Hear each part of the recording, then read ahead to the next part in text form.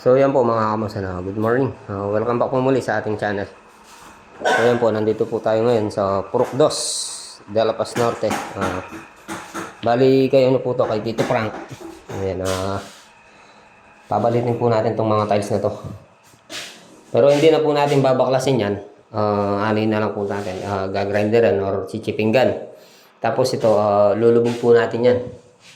Palulubog po natin yan.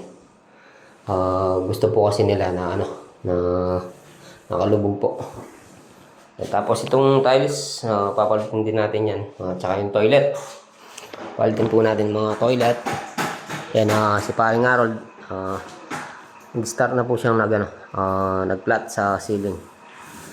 Tapos yun, yung mga dugtungan, na lang po natin, pababatak natin sa kanya.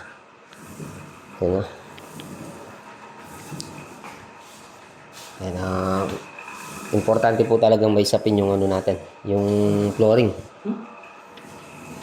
Oh, paano, Jo?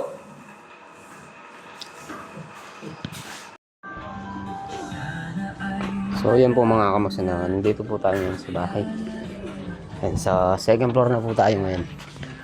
Bali, tapos na po tayo nagtukod sa mga natin, sa slab. Ngayon po, mag-aabang po tayo ng electrical.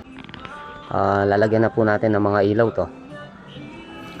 Tapos, ayan, si Utol nasa taas, nag-aano po siya. Nagtatali ng mga bakal. Natalian na po yung mga bakal. Ayan, mga abang ng hagdan, ay nakaabang na rin po siya. Tapos, yan, mga dowels na lang po niyan, yung para sa baba. Kasi po mga kamasan, dito, may partition po tayo dito. Ayan, kamukhaan po nito, ayan, may mga abang po tayo sa baba. Tapos yan, sa taas, balak ni Mrs. Ano na lang po siya, grills. Wala na po siyang asinta, grills na lang. Para hindi na masyadong mabigat yung sa taas. Yan, lalagyan tayo ng ilaw dito, isang ilaw dito. Tapos sa mga kwarto, kakailaw din. Bigyan natin ng ilaw. Tsaka dun sa taas, magkakailaw din tayo. So yan, kaya po muna tayo sa taas. Magabang tayo ng para sa electrical. So let's go.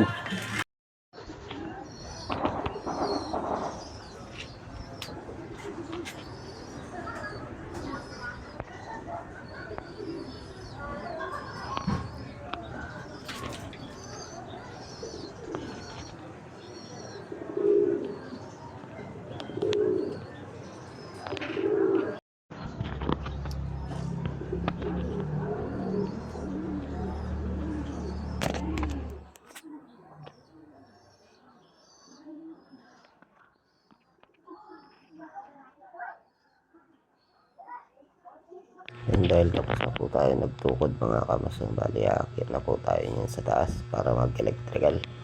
So yan, pasensya na po kayo, maraming kalat.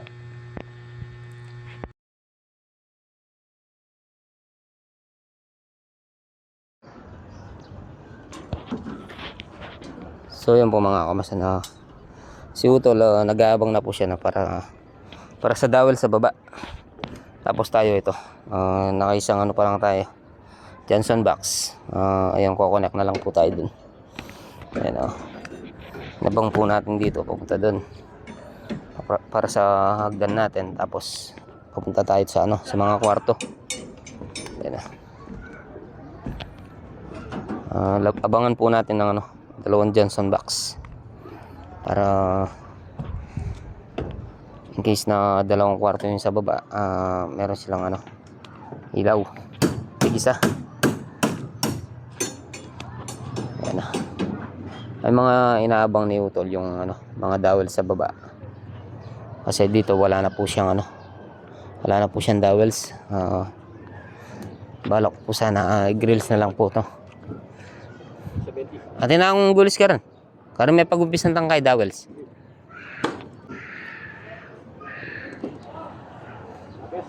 Huwag yung lapis. Huwag niya pa.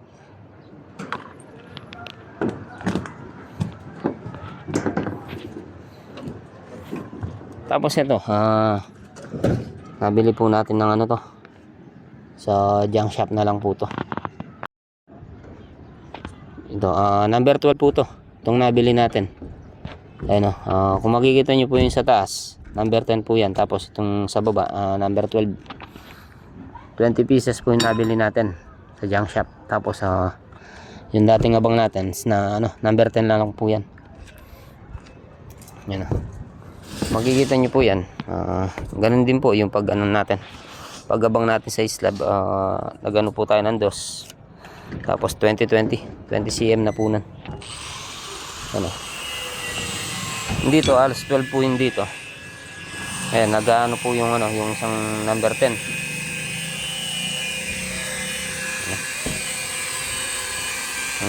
Ano po natin, one way lang po to. Number 12. Kamukha po nung ginamit natin kila Ate Joyce. Ayan, shout out nga po pala kay Ma'am Joyce. Natapos din yung ano niya, yung apartment. Tapos yung kay Boss Alan, ayun, natapos na rin po yan, kaso na lang, pintura. Ayun, hindi na po tayong nagpipintura doon. Stop muna, stop. Wala na po siyang budget. Ayun, ano lang po yun dito sa taas. Pag nagsasampay lang po tayo, doon lang po tayo aakyat. Ayun, kung naglalaba yan, pwede rin po yan.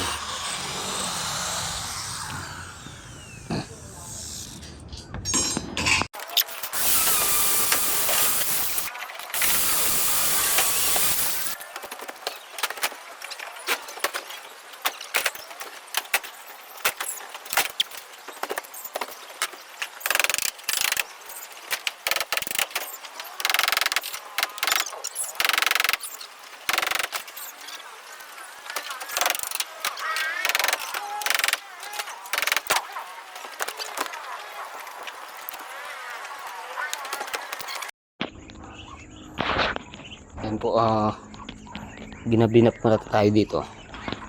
Dahil linanap pa natin yung mga kambing natin. Hindi natin nakita kung hindi kaagad natin nakita. Hindi lang pala sa ano. Ito. Ayan, malaki na po ito. Malaki na siya, no? Ano?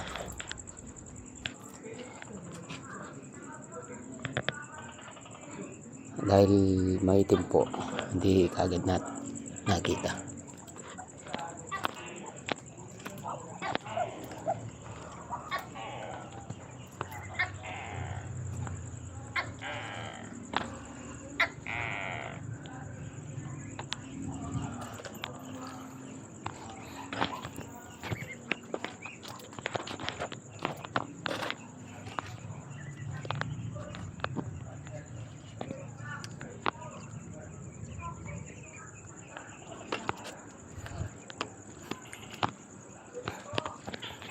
Ayan na, ito po yung mga ano natin. Ayan, yung malalaki nasa 3 months na po yun. Tapos yung 2 months medyo binansot ng konti dahil nga po nagkasakit dati. Tapos tinutuka pa yung mga balahibo niya, kaya yung mga balahibo nito nagkaubusan.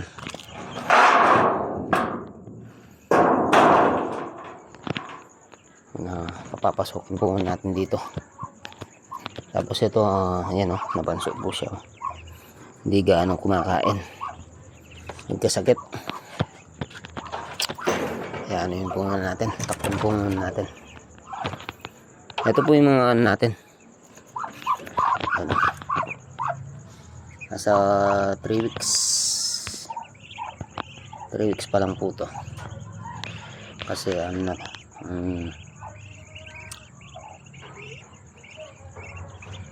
ay 1 month na wala ito mga kamsan. Kasi nandito pa si Johnny nung ang alam ko nasa April 4 yata to, ay May 4. Ang alam ko nasa May 4 po to. Ito malalaki rin po to. Medyo nahuli po to. Maliit.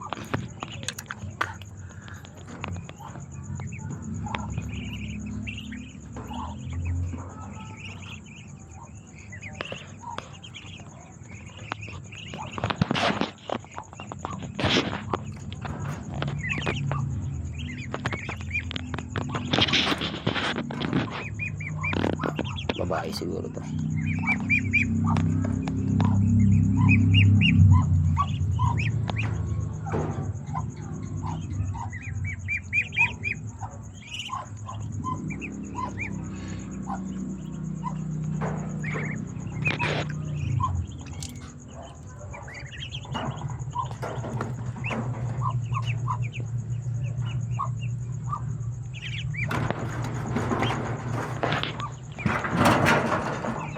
Iba natin to.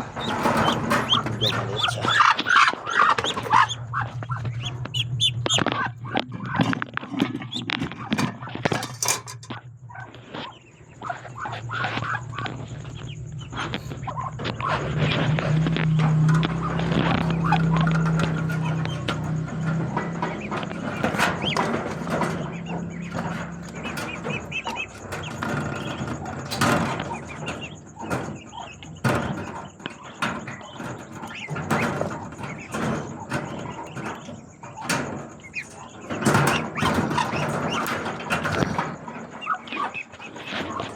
Ang sisiw natin na manok nandito pala.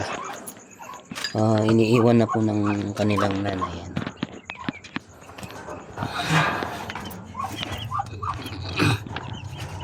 Lima po to, lima.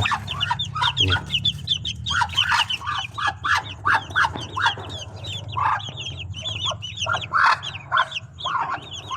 Ang laki na sila.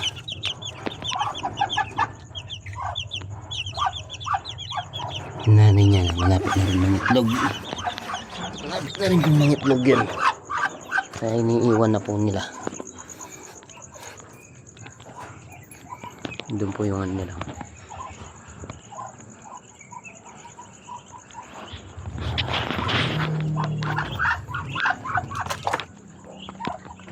Meron po tayong naglilimlim dito. Ang bibi.